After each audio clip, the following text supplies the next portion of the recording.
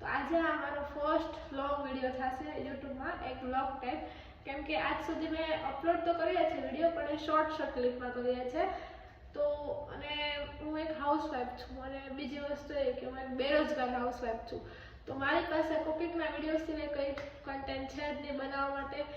તો આજે આપણે બનાવીશું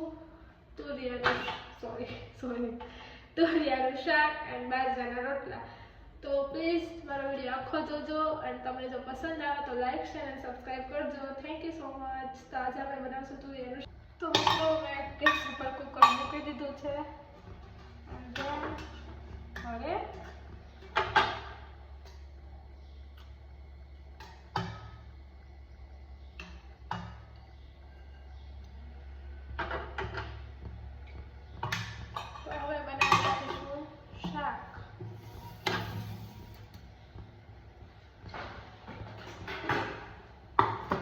તો હવે આપણે શાકનો વઘાર કરીશું. આઈ થિંક તેલ તો આવી જ ગયું છે. હા બરાબર, બહુ ઉડેલા. પછી થોડું જીરું નાખી દઈશું, થોડીક હિંગ,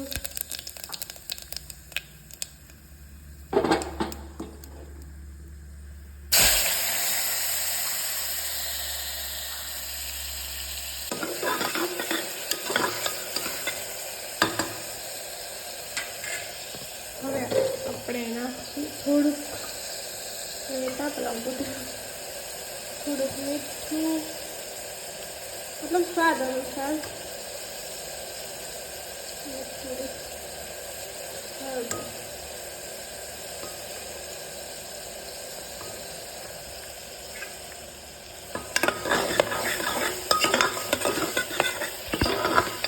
આપણે થોડી વાર આને ચડવા દઈશું. તો હવે આપણે થોડુંક લસણ ખાંડી દઈશું શાકમાં નાખવા માટે. તો થોડુંક મીઠું એડ કરશું અને મસ્ત ખાંડી દઈશું. આઈ થિંક આ શાક તો બધાને આવડતું જ હશે. કંઈ નહીં ને, મને બી આ ફર્સ્ટ વ્લોગમાં આ જ શાક બનાવવાનું મળ્યું. ઠંડાઈ ગયું છે. હવે આપણે નાખશું થોડુંક લાલ મરચું, મતલબ સ્વાદ અનુસાર, જે જેટલું સ્પાઈસી ખાતા હોય એટલું નાખવાનું, બહુ વધારે પડતું તીખું નહીં ખાવાનું. ચાલો હવે આપણે આને મિક્સ કરી લઈએ. ખંડાઈ ગયું છે. હવે આપણે નાખી દઈશું શાકમાં, અને હવે શાકને કરી દઈશું મિક્સ. ચાલો મિક્સ કરીએ પછી તમને મળું. હવે જોઈ શકો છો શાક એકદમ રેડી છે. હવે અમે થોડુંક પાણી એડ કરશું, કેમ કે અમારે રસો જોઈએ. બાજરાના રોટલા સાથે ખાવું હોય તો થોડુંક રસાવાળું કરવાનું, રોટલી સાથે ખાવું હોય તો એમ જ કોરું રાખવાનું. પાણી નાખ્યા પછી મેં કુકરનું ઢાંકણ ઢાંકી દીધું છે, અને 2 સીટી સુધી થવા દઈશું. સીટી થાય ત્યાં સુધીમાં હવે આપણે બાજરાના રોટલા સ્ટાર્ટ કરી દઈશું. તો હવે આ બધું મૂકીને આપણે રોટલા બનાવવાનું સ્ટાર્ટ કરશું. હવે હું લઈ લઈશ થોડુંક બાજરાનો લોટ, 1 રોટલા જેટલો.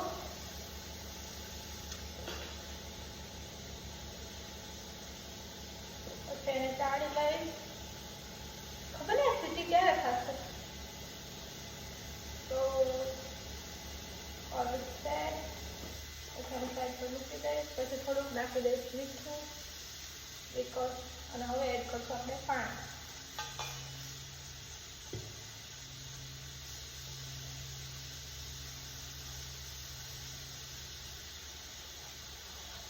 અને આપણે આ બાજરાનો લોટ એવો બાંધવાનો છે કે બહુ કડક પણ ના રહે અને બહુ ઢીલો પણ ના રહે. અને કેટલા લોકોને ખબર છે કે બાજરાના રોટલાને આ રીતે કૂણવવાનો હોય છે. બધો લોટ એકદમથી મિક્સ કરી લીધો છે. હવે આપણે બનાવીશું આનો રોટલો. આ વિડીયો બનાવવાના ચક્કરમાં આજે હું તાવડી મૂકતા ભૂલી ગઈ. ગેસ ચાલુ છે, તો તાવડી તપી જાય ત્યાં સુધી આપણે થોડુંક ધીમો ગેસ રાખશું, અદરવાઇઝ ફરતી તપી જશે, વચ્ચે કાચું થશે. તો એ તાવડી તપે ત્યાં સુધી આપણે રોટલો બનાવવાની પ્રિપેરેશન કરી લઈશું.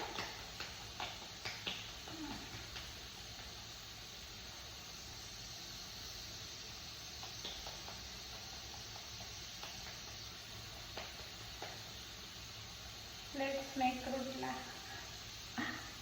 તો પછી આવું કરીને પછી કિનારી પતલી કરી દેવાની. પછી આને હાથે આમ કરવાનો.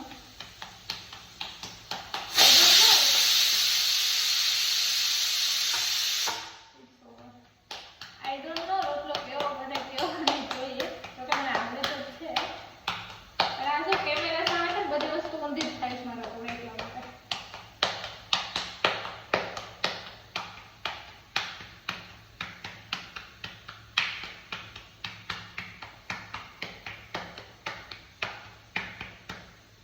પછી આ સાથે જે કોર જાડી હોય એને થોડી પતલી કરી લેવાની છે.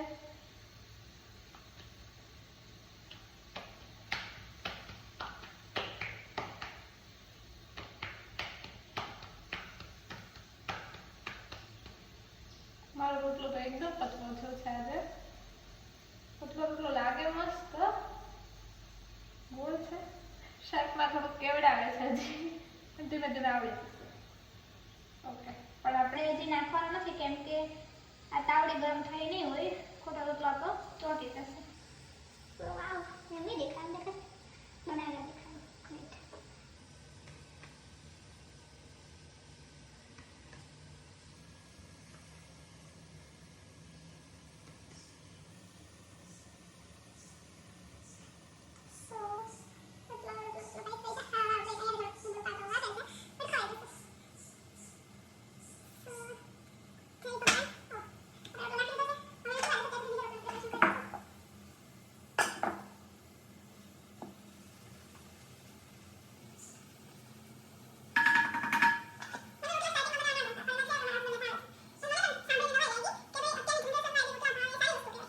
ના ચક્કરમાં હું મોટર બંધ કરવાનો ભૂલી ગઈ.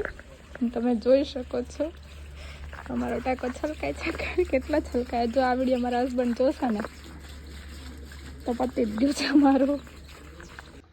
તો હવે આપણે છે રોટલાને ફ્લિપ કરવાનો, એટલે ભગવાન મને કેવું લાગે બળી ગયું. ના ના, ઇટ્સ ગુડ. ઓકે, ધીમે ધીમે કરવાનો. જો કે જેને આવડતું તો સ્પીડમાં કરો તો ચાલે, પણ અમારે સ્ટાર્ટિંગ હોય ને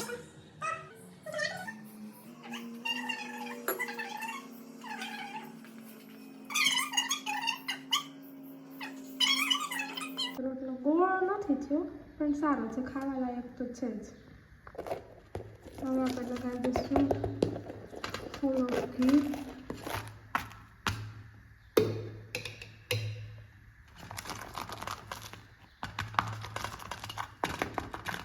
ઓકે, હવે આપણો રોટલો હવે ક્રિસ્પી રોટલો રેડી છે. સેકન્ડ રોટલો ચડે છે હવે. તો આપણે જમવા માટે સલાડ પણ કટ કરી લીધું છે. હવે બસ જમવા આવે એટલો વેઇટ કરવાનો છે.